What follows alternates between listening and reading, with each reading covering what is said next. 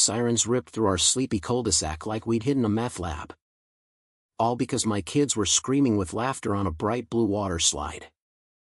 And the woman who'd summoned them? Our brand new HOA compliance queen. Vanessa Croft. Standing in my driveway in her pastel visor. Pointing like she'd just uncovered a terrorist cell.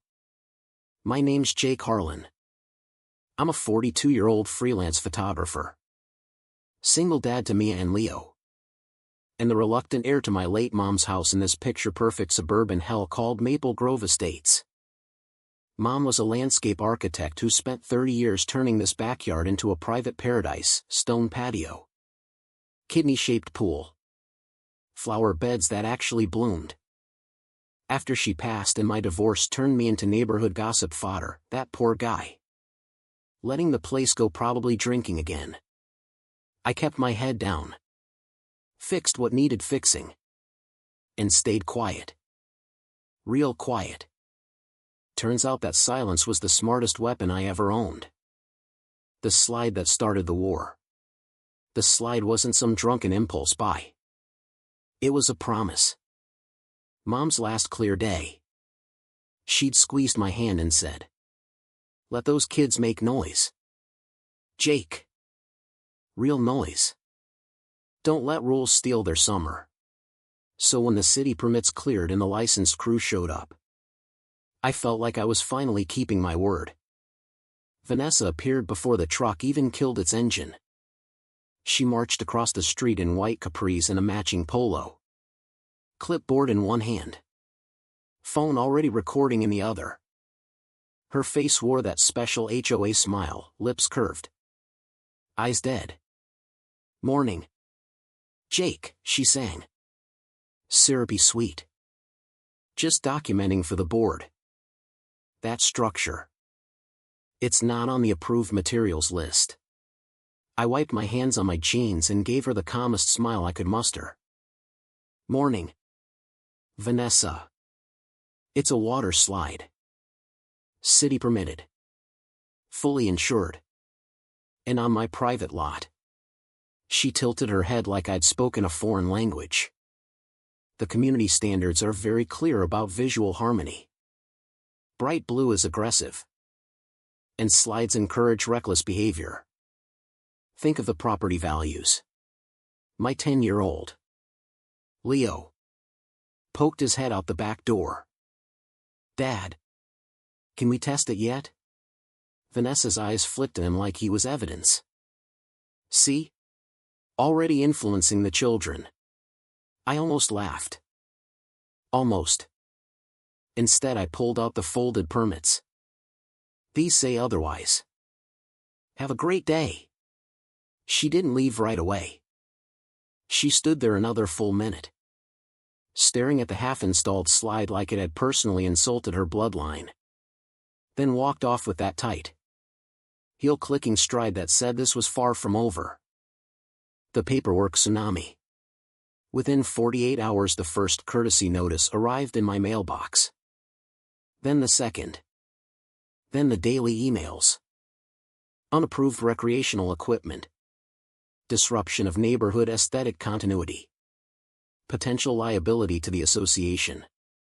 Each one signed with her digital flourish, Vanessa Croft. Compliance chair. I answered every single one politely. Attaching the same city permits. The engineering stamp. The insurance certificate. She never replied directly. She just escalated. Neighbors who used to wave now crossed the street. The group chat, formerly full of lost dog posts and potluck invites, turned into a whisper network. Someone posted a blurry photo of my backyard with the caption "Thoughts?" Vanessa liked it instantly. One Thursday evening I caught her on my security camera. 9:47 p.m. Flashlight sweeping my fence line. Phone held high. Narrating in a stage whisper, documenting possible code violations on the Harlan property. I opened the back door and spoke through the Ring camera. Voice low and even. "Vanessa. That's trespassing. You're on camera. Please step back." She froze. Then hissed. I'm performing my civic duty, before scurrying away like a raccoon caught in headlights. The next morning another orange violation sticker was slapped on my gate. This one she designed herself, complete with little clip art frowning house. The night the cops showed up. Friday night. The slide was finally finished. The kids had been sliding for maybe 20 glorious minutes when the first red and blue lights painted the pool water. 2 squad cars. Then a third. Vanessa stood at the end of my driveway in a fresh floral blouse. Arms folded. Looking victorious. A small crowd of neighbors had gathered like it was block party night. Officer Ramirez, who I'd met twice before on noise complaint wild goose chases, walked up looking exhausted. Mr. Harlan. We received multiple reports of an unsafe structure and possible child endangerment. I gestured toward the backyard where Mia was currently cannonballing with zero regard for community standards. You're welcome to inspect. Vanessa inserted herself immediately. Officer. You can clearly see it's an eyesore and a hazard. The HOA has standards for a reason. Ramirez looked at the slide. Then at the laughing kids. Then back at Vanessa. Ma'am. This looks like a normal backyard pool slide to me. She doubled down. Voice climbing. It's not about the slide. It's about precedent. If we allow this. What's next? Trampolines?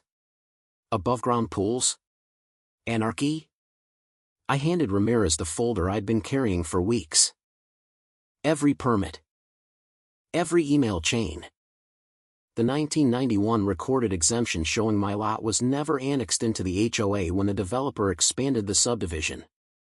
Mom had fought that battle quietly years ago and won. He flipped through the pages. Eyebrows rising. Ma'am, the HOA doesn't have jurisdiction here. Vanessa's face did something fascinating, first confusion. Then disbelief. Then a slow-motion meltdown. Her mouth opened. Closed. Opened again. That can't be right. I've been enforcing these rules for months. On properties you have no legal authority over, I said quietly. But please. Keep going. The county recorder's office loves this kind of documentation. The other neighbors started murmuring. Phones came out. Someone actually chuckled. Vanessa spun toward them. This man is manipulating the system. He's been a problem since he moved back and everyone knows it. Ramirez sighed the sigh of a man who'd heard this speech before. Ma'am.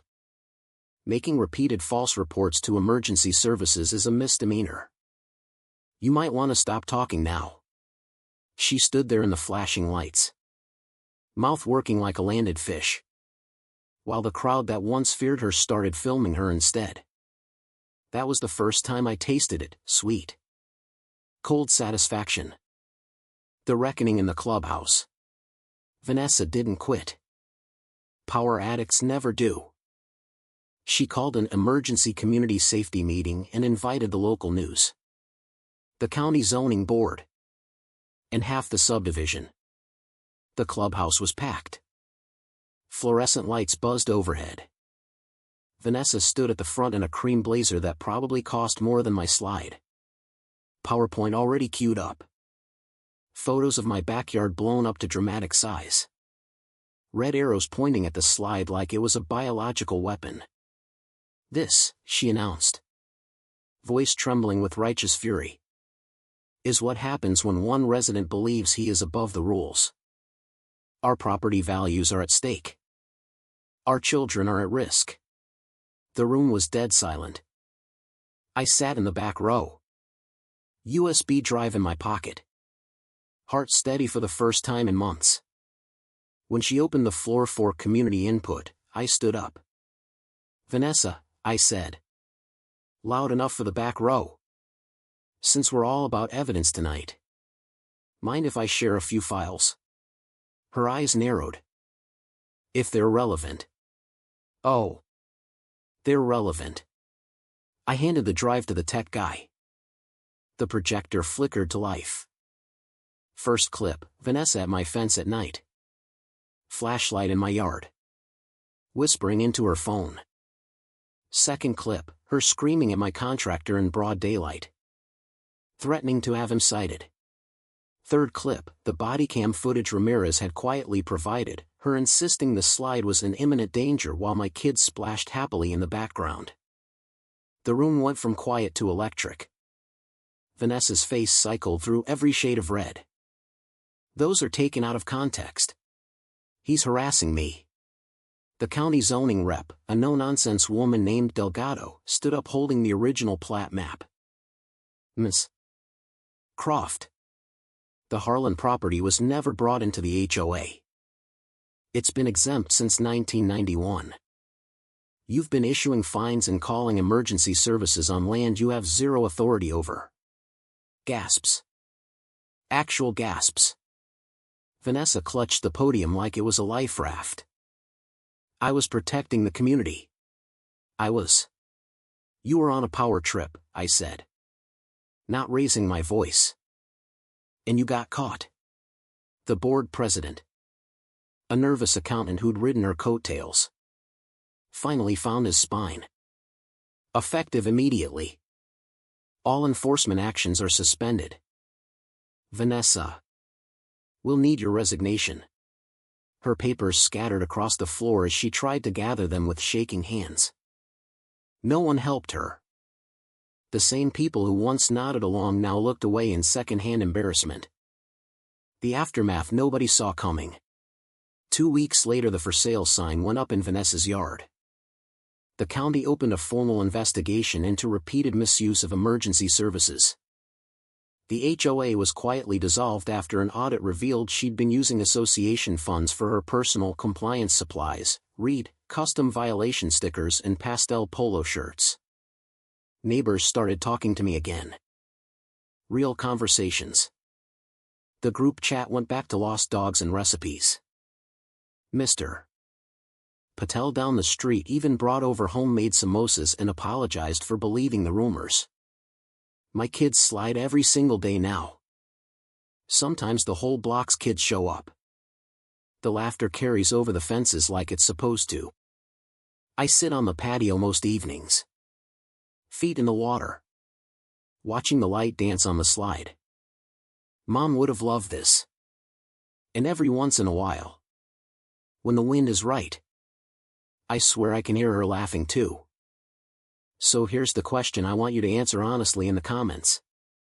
Was Vanessa just a passionate neighbor trying to protect property values, or was she a textbook bully who finally met the one guy who kept receipts?